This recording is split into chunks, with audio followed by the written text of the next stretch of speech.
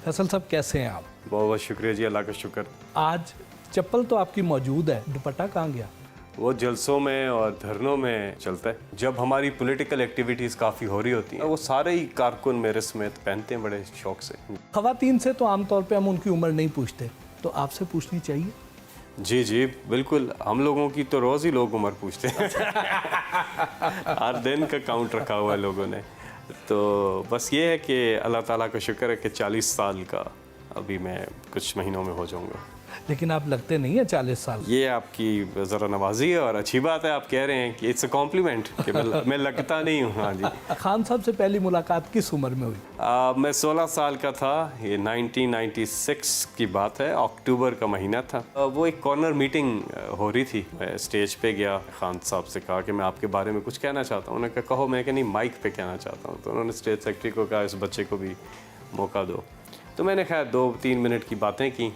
बेनज़ीर नवाज़ शरीफ बार बार आ रहे हैं और अल्लाह ने हमें एक ऑप्शन दिया है एक तब्दीली के लिए, और उस पर मैंने कोई गुफ्तगू की।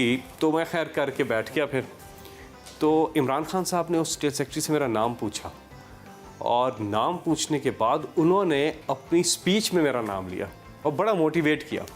बस वो जब ख़त्म हुआ कॉर्नर मीटिंग तो वो निकल रहे थे, तो मैंने कहा मैंने आपके साथ काम करना है और आपको मिलना है। तो फिर उन्होंने ऑफिस बुलाया। बस वो दिन और आज का दिन उनके साथ हूँ। आप जैसे खूबसूरत नौजवान तो 16 साल की उम्र में किसी और को मिलना चाहते हैं, आप खान साहब को मिलने चले गए। ये घर की जो हमारी एक परवरिश थी ना, और एक बड़ा जो माहौल था, उसमें ये था कि अम्मी जो हैं वो घर से बाहर नहीं निकलने देती थी शुरू में, बिल्कुल भी। और सब कुछ हमने घर के अंदर ही, किताबें पढ़नी या बड़ी ऐसी हमारी बड़ी एक सोच और फ़िक्र की छोटी उम्र में ही। और फिर ख़ास तौर पे टेलीविज़न के ऊपर पीटीवी के जो पुराने ड्रामे थे, मन चले का सौदा, वारिस, फिर बाद में निजात, चांद घिरन, इन ड्रामों ने बड़ा रोल प्ले किया। फिर इमरान खान साहब जब सियासत में आए अप्रैल 1996 में, तो उनका कुछ इंटरव्यूज़ सुने। तो उस पहले से तैयारी थी कि बस किसी तरह से इमरान खान के साथ जो है ना, का सियासत से कोई लगाव नहीं था। इसीलिए इमरान खान से लगाव था कि वो ट्रेडिशनल सियासतदान ही नहीं थे, तो हम जैसे बच्चों को वो बहुत ज़्यादा अपील करते थे। और शुरू के जो हमारे जलसे भी थे, उसमें छोटे छोटे बच्चे जो हैं वो शिरकत करते थे। आप तो बड़े क्रिएटिव माइंडेड हैं। मार्केटिंग और एडवर्टीजमेंट ये आपका शोबा रहा है, तो इसका और सियासत का तालमेल तो कहीं नहीं बनता है, क्योंकि सीधा उसमें भी आप पब्लिक को से कम्युनिकेट कर रहे होते हैं, और इसमें भी आप पब्लिक से कम्युनिकेट कर रहे थे। उसमें भी आपका नब्स पब्लिक की नब्स पे होता है, आपका ग्रिप होता है कि क्या सेंटिमेंट्स हैं।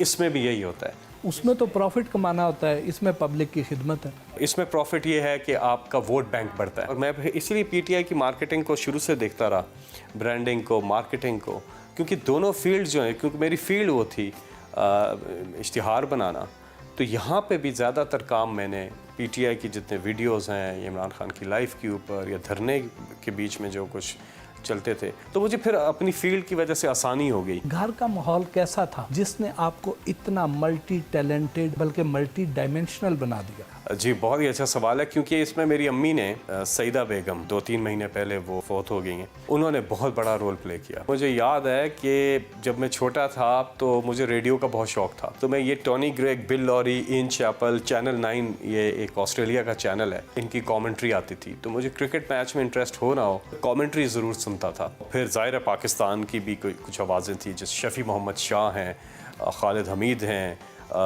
तलत हुसैन हैं, तारिक अज़ीज़ हैं, नईम बुखारी हैं, होस्टिंग के लिए मोइन अख्तर साहब हैं। इनकी होस्टिंग और कॉम्पेयरिंग को भी इंस्पिरेशन लिया मैंने। लेकिन रेडियो अम्मी ने मुझे 9 साल की उम्र में एक रेडियो सेट गिफ्ट किया, जिसमें एक साइड पे रिकॉर्डर होता था, एक साइड पे प्लेयर होता था, और उसके अंदर AM भी, मीडियम वेव भी था, SW शॉर्ट वेव भी था, और FM भी था। तो मैं मुख्तलिफ दुनिया भर के चैनल्स उसमें आते थे शॉर्ट वेव पे, तो मैं उनकी रिकॉर्डिंग करके टेप्स के ऊपर, फिर मैं ऊपर अपनी आवाज़ डाल के म्यूज़िक मिक्स करके, मैंने उस जो टेप रिकॉर्डर था, रेडियो टेप रिकॉर्डर, उसके अपने आप को उधर से ब्रॉडकास्टर खुद ही बना दिया। और फिर मैं रेडियो पाकिस्तान एक दिन चला गया और मैंने एक टेस्ट सा प्रोग्राम कर दिया। 9 साल तक लगातार मैंने वहाँ पे रेडियो पे प्रोग्राम्स किए, क्रिकेट कमेंट्री भी की। आज भी मैं कभी कभी टाइम मिलता है तो कभी कभी कमेंट्री कर देता हूँ। वो कहते ना है जुस्तजू के खूब से खूब तर कहाँ, अब देखिए जाके ठहरती है नज़र कहाँ। Deputy governor state bank of Pakistan Murtaza Syed मुलाकात के लिए उनके दफ्तर आए। आप अपने घर में मंझले भैया थे, तो बहन भाइयों से कैसा ताल्लुक़ था?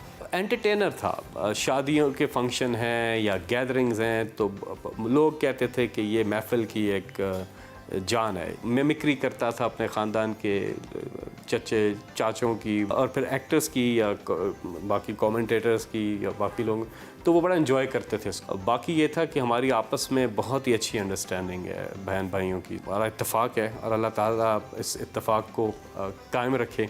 बचपन की कोई याद शेयर कीजिए जब ऐसा कोई इवेंट हो और आपने मिमिक्री की हो। हमारे ख़ानदान में सारे एक जगह पे हरीपुर में इकट्ठे थे। उस वक्त हमारी दादी जो हैं वो भी हयात थी, तो ऑलमोस्ट पूरा टब्बर था हमारा। मतलब हमारी फैमिली बहुत, यानी कि हम पश्तून साइड से यूसुफ जई खान खेल और फिर अम्मी की तरफ से हम इधर खलाबट टाउनशिप हरीपुर, तो एक बड़ी फैमिली दोनों तरफ से। उस वक्त मेरी परफॉर्मेंस बहुत ही अच्छी थी तो वो रात काफ़ी सब ने एंजॉय किया। ज़रा छोटा सा नमूना तो हो जाए। तारिक अजीज़ इब्तदा है रब्बे जलील के बाबरकत नाम से, बटी साहब बड़ी मेहरबानी, वो तेरी कस्में मर्दे दम तक नहीं परताइयां, मैं इंज गिली आँखां कई बारी सुकने पाइयां, जिप्सी अमेजिंग क्रीम के मेहमान हैं आप। थोड़ी सी कमेंट्री भी कर दीजिए। हाँ, कमेंट्री। आप तसव्वुर करें कि आप अभी रेडियो सुन रहे हैं। बॉलर वसीम अकरम जिन्होंने भागना शुरू किया, अंपायर को क्रॉस किया, गेंद की, बल्लेबाज ने ऊंचा शॉट खेला, हवा में है शॉट, फील्डर गेंद के नीचे और अब गेंद फील्डर के नीचे ड्रॉप कर दिया। वाह। जब आपने पीटीआई ज्वाइन की तो घर वालों की तरफ से कोई मुखालफत नहीं हुई? ये वो दौर था 96-97 जब मैं बहुत छोटा था।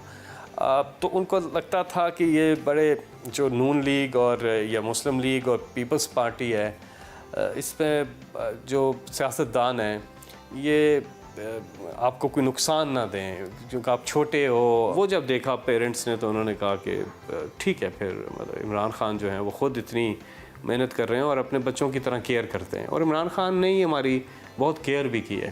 ख़ास तौर पे मैं अपना तो बता सकता हूँ कि मैं कुछ भी नहीं, अल्लाह ताला का फ़ज़ल है। और उसके बाद इमरान खान साहब ने यहाँ तक पहुँचाया और हाथ पकड़ के ट्रेनिंग की, बताया, ख्याल रखा, जिस तरह बाप अपने बच्चों का ख्याल रखते हैं। खान साहब के धरने हों या जलसे हों, आपकी होस्टिंग के बगैर मुकम्मल नहीं होते। मेरे अलावा भी कई जलसे हुए हैं और बहुत ही कामयाब हुए हैं। मैं अगर अभी काउंट करूं तो देखूं तो मैंने तो 50% से ज़्यादा जलसे नहीं भी किए, 600 से ज़्यादा जलसे मैंने किए। सैफुल्लाह नियाज़ी हैं हमारी पार्टी के चीफ ऑर्गेनाइज़र। 2011 की मैं बात कर रहा हूँ, बनी गाला में इमरान खान साहब के साथ बैठ के ना हमने इन जलसों को एक नया रंग देने की स्ट्रैटेजी बनाई। पूरा एक क्यू शीट बनी, उसमें फिर जलसों के अंदर हमने सेगमेंट्स रखे। पहले जलसे जो होते थे उसे पंडाल में चौधरी हशमत दाखिल हो रहे हैं अपने काफिले, ये अनाउंसमेंट्स होती रहती थी। हमने कहा कि ये लोग तो बोर होते हैं इन चीज़ों से और आखिर में तकरीरें हो कि सब चले जाए। हमने इसमें तराने लेकर के आए, हम इस पे बैंड्स को लेके आए, स्ट्रिंग्स को, जज्बा हुब्बल वतनी बेदार करने वाले मिली नगमे वो पैकेज किए। फिर इमरान खान साहब की स्पीच के अंदर हमने वीडियो क्लिप्स जो हैं स्क्रीन बाद में, तो जिद्दत आती रही कुछ सेगमेंट्स से बीच में, जिस तरह धरने के अंदर नीचे से माइक लगाकर ऑडियंस में से सवाल जवाब, इंटरेक्शन करना, बाकी सिंगर्स को बुलाना, ये चीज़ें करनी। तो ये मैं हरकतें करता रहता था और वो पब्लिक को पसंद आती रहती थी। फिर नून लीग ने उसको कॉपी करने की कोशिश की, पीपल्स पार्टी ने उनको कॉपी करने की कोशिश की।